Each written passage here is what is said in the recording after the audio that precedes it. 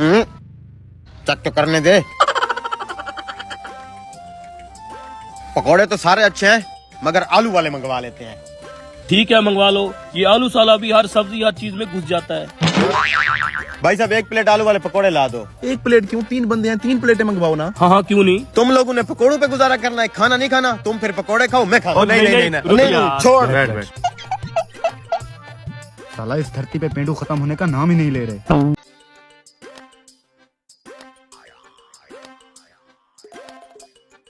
खाओ जल्दी से। पहले एक खा ले।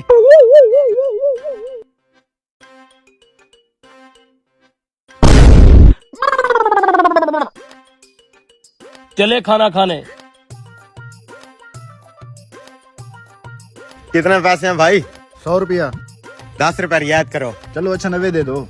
ये पकड़ो 100, 90 रुपए पकोड़ों के और 10 रुपए तुम्हारी टिप।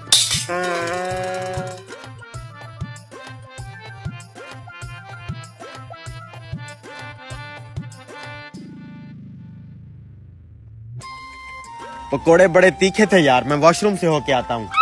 ठीक है तू जा, तब तक हम खाने का ऑर्डर देते हैं। अब हमें भी तरीका आ गया है। आता हूँ मैं।